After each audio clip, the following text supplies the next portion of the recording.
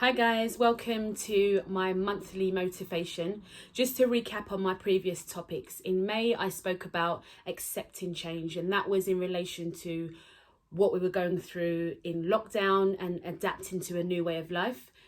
In June I spoke about making change, that was in relation to the Black Lives Matters issues and talking about ways in which we can promote equality, diversity and inclusion and putting in the work for that. This month's motivation is called Coping in Discomfort. This is in regards to coping with uncomfortable feelings, particularly in relation to coming out of this pandemic, going out into the world after lockdown. We've all been in different situations. So some of us have been in lockdown. Some people have coped well, some people not so well. Some people have obviously lost their jobs and their businesses, so their livelihoods have been put at stake, and it's like they're probably been in a position where they don't know their next steps or what they're going to do, which in no doubt has caused extreme levels of stress and anxiety and just being uncertain, real uncomfortable feelings. There's people that haven't been in lockdown, who've been working throughout. How are they feeling? Maybe probably overworked, long hours, anxious as well because they've not been able to stay home in a safe bubble, and or they might resent people for getting to stay home in that safe bubble. You know, we've all had a huge mix of emotions collectively, you know, whatever they are.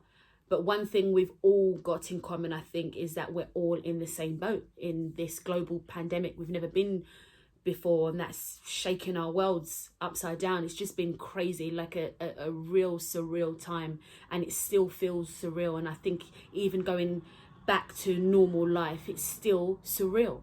You know, it's just as bad as the start, because it's like, what's going to happen? Is this how it's going to be? We can't hug, we can't contact, you know. Anyway, the point of this month's motivation, as I said, is talking about coping in uncomfortable feelings. So I've got 3 kind of mindfulness tips, let's say, on how to cope with our feelings or things to think about to help us to cope better. So number 1, my favorite saying is that we can't always control a situation, but we can control how we respond to it. I think we always have 2 choices. Choice number 1 is to sit with our negative automated thoughts. I get that from my mum. She says that sit with those negative thoughts and allow them to burden us and be weight on our shoulders, adding stress on top of stress. Having that kind of pessimistic attitude and the what if and the worry. Do we do that? You know, that's a choice really. Or we accept our feelings. We understand we feel these uncomfortable feelings, but we're making the choice to try our best to be positive, be more optimistic, and just keep our head up and hope that the storm will pass quickly. Not disregarding those feelings, of course, because we're human. We can't help but feel stressed or anxious, uncertain, out of control. Anyway, so yeah, just to round up, that tip number 1 is just to remind ourselves we have no control about what's going on, but we can control how we respond. Tip number 2 is about being mindful of other people's feelings. Our feelings, our negative feelings or emotions can have an impact on other people. And just being mindful not to project those feelings in a negative way to other people. I'll give you an example. I was on the bus recently going to work, and this guy had no mask on, and I did think, whether I agree with the mask thing or not, there's so much contradictions from the government, but I'm complying, and we have to wear our masks. We have to keep ourselves and other people safe. It's about being considerate. I'm not disregarding other people. Some people agree or disagree, and that's fine. So anyway, I was like, let's call this guy Tom. Tom didn't have his mask on, and then this other guy comes on. I was just about to call him Dick. Maybe, well, he was a bit of a dick, but we'll call him Harry because that's quite distracting. So Harry comes on, and Harry's so angry at Tom. He comes on, looks at Tom, and he starts swearing at him. He's like, "Oh, what the mask?" And he calls him, he goes, "You Pussyhole." I know you're all writing that down, trying to work out what that spells. But that's what he called him. And I thought, Harry, that's unnecessary. What's the point of coming on the bus, acting all crazy at Tom? We don't know Tom's situation. For all we know, Tom may have asthma.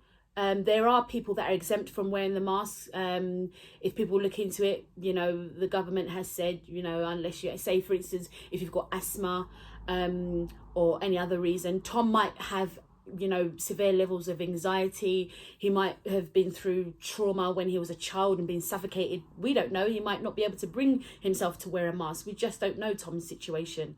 But Harry didn't care about that. Harry was so angry. And all that Harry's doing, he might be anxious about the coronavirus and catching it or passing it and what have you, and obviously rightly so, that's the whole point. So he's angry at Tom for that.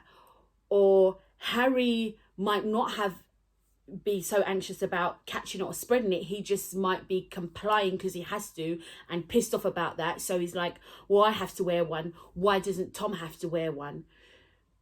And if Harry has those feelings of concern, that's fine. That's Harry's feelings and we must respect that. However, is it appropriate or necessary to project those feelings in such a negative way onto someone else and even a total stranger?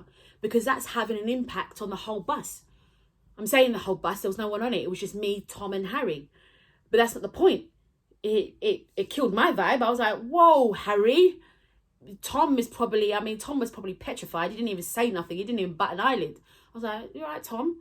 And Harry is having an effect on Harry himself because his stress levels, he's already stressed because of what we're going through, having to wear a mask and whatever.